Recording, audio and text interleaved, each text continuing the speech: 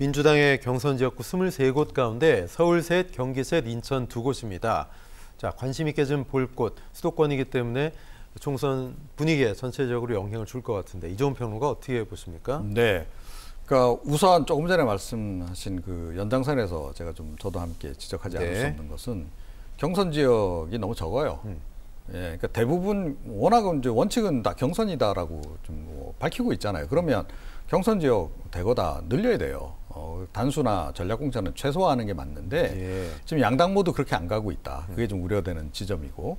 그러니까 경선이 이루어지는 지역은 상대적으로 이제 가능성이 높고 그러면서 동시에 이제 그러다 보니까가 되겠네요. 그러다 보니까 이쪽에서 이제 나가겠다는 사람이 이제 집중되는 곳, 그래서 경쟁이 치열한 곳, 뭐 이제 이렇게 이제 되는 거죠.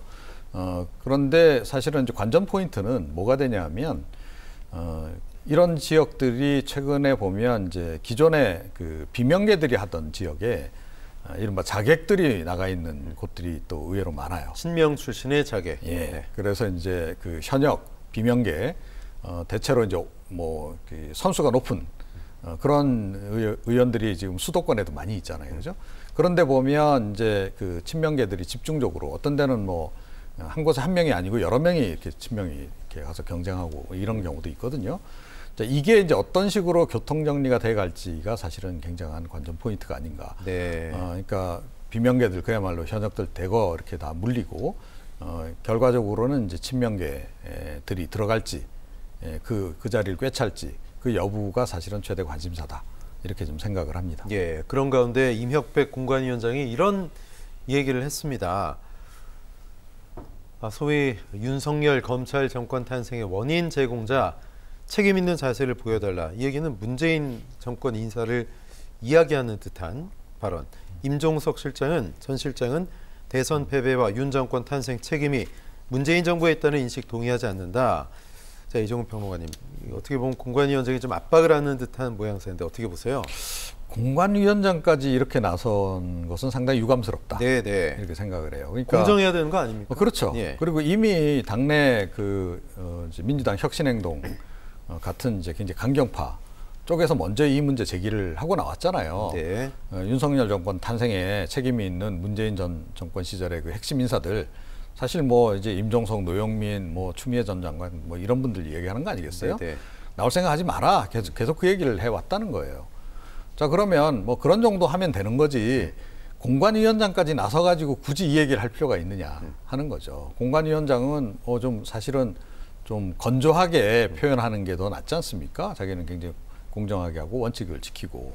그런데 이게 상당히 감정이 이입된 또 특정 세력의 특히 친명계 아주 좀 강경파의 생각이 그대로 투영돼서 나타나는 그런 그 표현을 하는 것은 좀 부적절하다. 뭐 전반적인 공천 방향이 친명 공천으로 흘러갈 거라는 거는 뭐 당내외에서 다 예상하고 있는 일이긴 한데 너무 이렇게까지 나설 필요는 없지 않나 이런 생각입니다. 친문계 의원들이 사실 출마 의사를 밝힌 분들 뭐 그렇게 많지 않기 때문에 몇 분한테 이 이야기 대상이 집중되는 건데 뭐 임종석 전 실장이 발끈할 만한 그런 발언이었던 것 같은데 친문, 친명 갈등이 이걸로 또 촉발될까요? 어떻게 보십니까? 그러니까 저는 그렇다고는 보지 않아요. 그러니까 일단 발언 자체는 부적절해요. 왜냐하면 공관위원장은 마음속에 그런 마음이 있더라도 이런 걸 표현하면 안 돼요. 그렇잖아요. 공정성이 의심을 받는 거잖아요. 어쨌든 저런 말 한마디 한마디가 공천을 신청한 사람들 입장에서는 그럼 누군가를 찍어내기 위해서 하는 거 아니냐. 이렇게 되면 그 공천의 공정성이 엄청나게 타격을 받을 수 있어요. 그러니까 공관위원장은 중립을 지킨다는 생각으로 늘 말을 조심해야 되는데 저런 표현은 대단히 부적절하다는 말씀을 먼저 드리고요. 그리고 나머지 예를 들면 지금 고민정 의원들, 고민정, 그다음에 윤건영 이런 분들 다 공천 신청합니다. 그다음에 박수현 의원은 이번에 단수 공천 받았어요. 그러니까 전 의원이죠. 박수현 전 의원은 수석까지 했던 분들이잖아요. 그러니까 예전에 친분이라고 얘기하는 분들이 많아요. 지금. 그리고 고민정 의원은 지금 뭐 친명이기도 하지 않습니까? 그러니까요. 친명 친문이 없다는 말씀을 드리는 거죠. 그러니까 지금 현재 사실은 당내에서 두 분이 좀 논란이 돼요. 임종석, 노영민 두 분인데 이분들에 대해서는 당내에서 물론 이분들이 문재인 정부 때 일했던 것들을 가지고 문제 삼는다고 말씀을 하시는데 저는 그렇다고 보지 않고 오랫동안 정치에 있었고 또 임종석 전 실장 같은 경우에는 본인이 이제 은퇴하겠다고까지 말씀을 하셨었어요. 근데 다시 나오는 것에 대한 이제 좀 불편함이라고 저는 생각합니다. 그리고 국민의힘도 계속 586 공격을 하잖아요, 지금. 한동훈 위원장은 586 실체도 별로 없고, 제가 볼 때 민주당에서 586 출신이 그렇게 요즘 많지도 않아요. 대부분 또 나가시고 이런 분들이 많아서. 근데도 불구하고 그걸 프레임 잡아가지고 공격을 하려고 하는데, 또 임종석 전 실장이 출마한다고 하니까 그걸 또 타겟 삼아서 계속 공격을 하고 있잖아요. 이런 부분에 있어서 선당 우사의 자세로 조금 뒤로 물러서면 어떻겠나 하는 의견이 있는 건 맞습니다. 그러나 이것이 뭐 친문이고 친명이고 그래서 두 사이에 무슨 충돌이 나고 이런 걸로까지 저는 비화될 거라고 보지 않고요.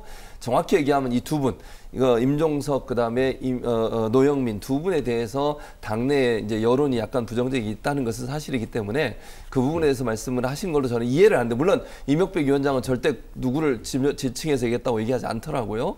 근데 이제 그런 부분들을 전달한 것 같은데, 어쨌든 아까 말씀드린 것처럼 공관위원장 발언을 주의해야 된다라는 말씀을 드리고 싶습니다. 네, 공천 본격적으로 시작되면 여야 모두 좀 더 파열음이 커지지 않을까 좀 걱정스럽네요.